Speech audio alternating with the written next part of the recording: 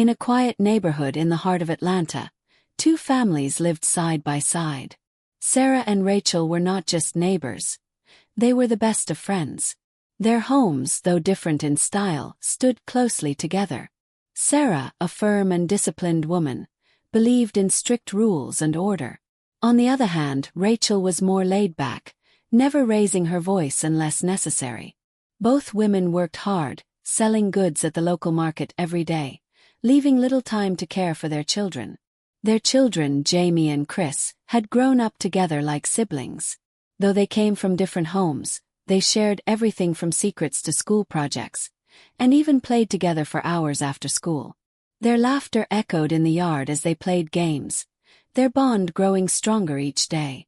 One evening, as Sarah and Rachel prepared dinner, Chris turned to his mother. "Mom, I think I need a phone," he said, his voice filled with concern. "All my friends have one, and I feel left out." Rachel paused, spoon halfway to her mouth, and looked at him. "A phone, Chris? Do you think you're old enough for that?" she asked gently. "But Mom," Chris pleaded, "it's not just for games. I can use it to study too." Rachel hesitated, unsure if her son was ready for such responsibility. "All right," she said. "If you can get the highest grade in your class this term, I'll buy you a phone." Chris's face lit up with excitement. "I'll do it," he exclaimed. From that day on, Chris studied harder than ever. He spent hours with his books, practicing math problems, and reading extra materials. Jamie noticed the change in her friend. "You're really serious about this phone, huh?" she teased as they worked on their homework together one evening.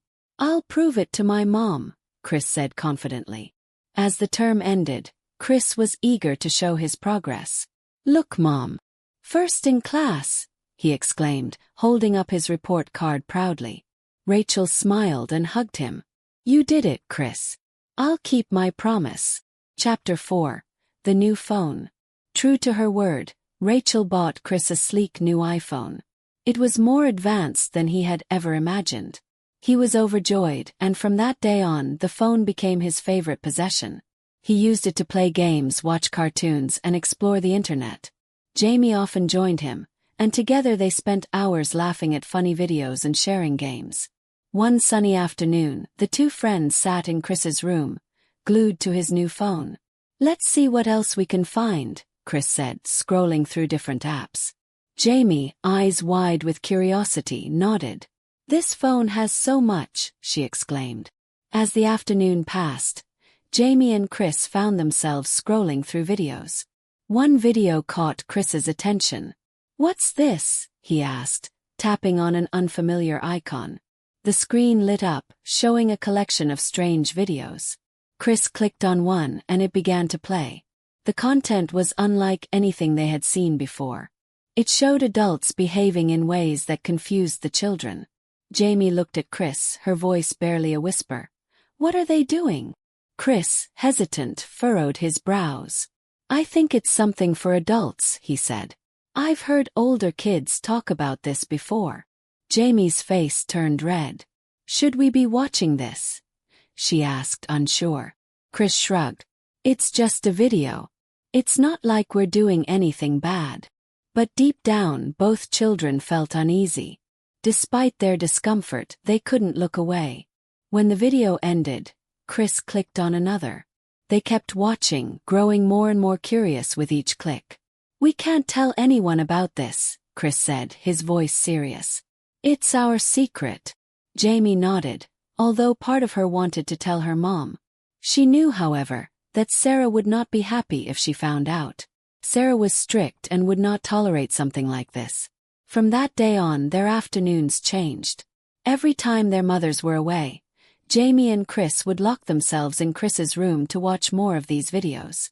The fun games they once played outside were replaced by quiet whispers and furtive glances. The laughter that once filled the yard was now gone, replaced by the secret they shared. As time passed, their friendship changed. They no longer spent time doing homework together or playing outside. Instead, their relationship revolved around the forbidden videos they watched. They didn't talk about it, but it was always there between them. One day, Jamie turned to Chris, her voice trembling. "Do you think it's bad that we're watching these videos?" she asked. Chris looked uncomfortable. "It's just videos, Jamie. We're not actually doing anything wrong." But Jamie wasn't convinced. "What if someone finds out?" she asked, her worry growing. Chris bit his lip. "No one will find out," he said, trying to calm her down. "We just have to keep it a secret." Jamie nodded, but she couldn't shake the feeling that something wasn't right. Then, one afternoon, Jamie surprised Chris. "What if we try doing what they're doing in the videos?" she asked, her voice soft but insistent. Chris froze, his heart pounding. "No, Jamie. That's not a good idea," he said quickly, shaking his head. "But why not?" Jamie pressed.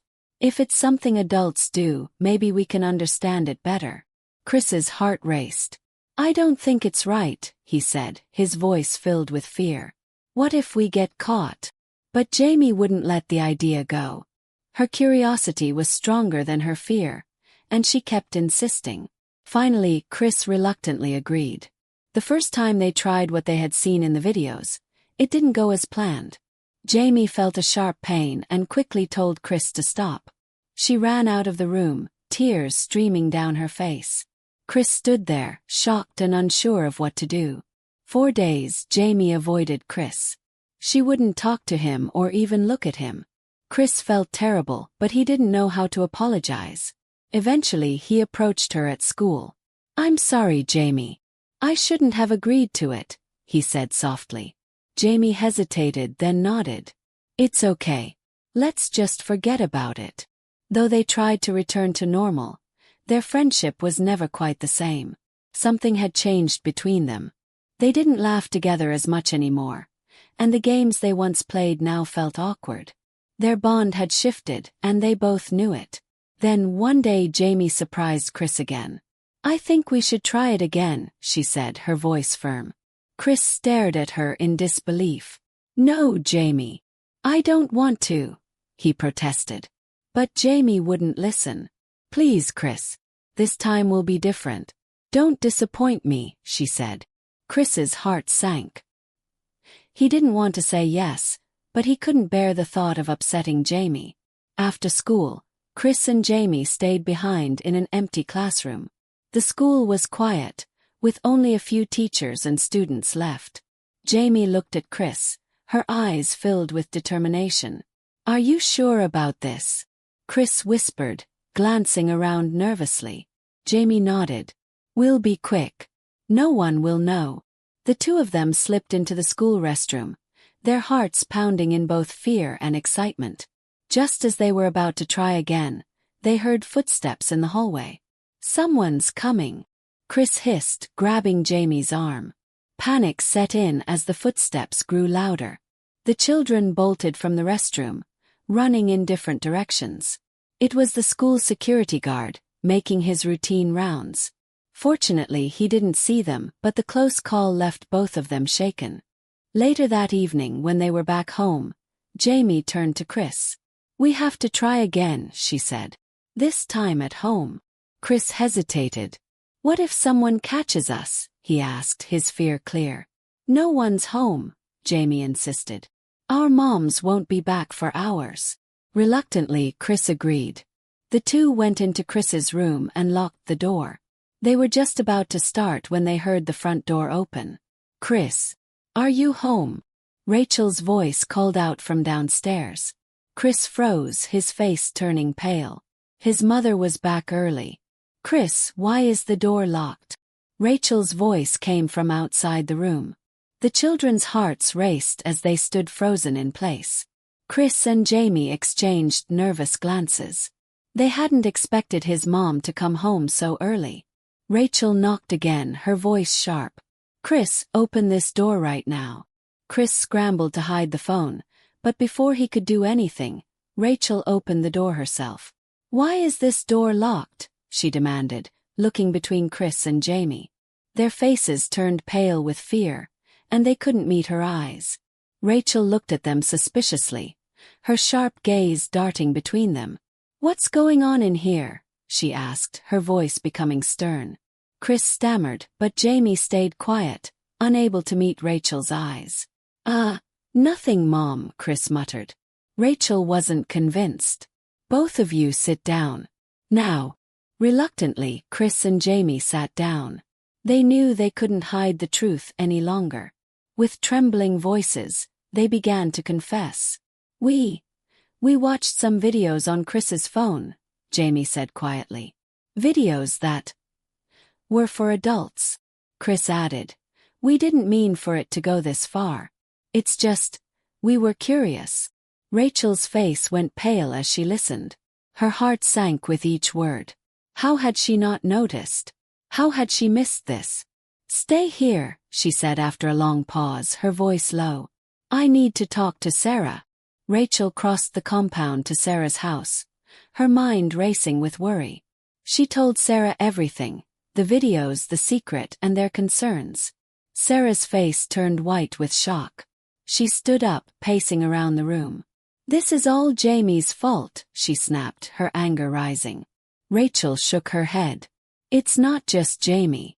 Chris was involved too. We need to handle this together. Sarah stopped pacing, her face softening. So what do we do now? She asked quietly. Rachel's voice was calm but serious. We need to talk to them, and we need to get them help.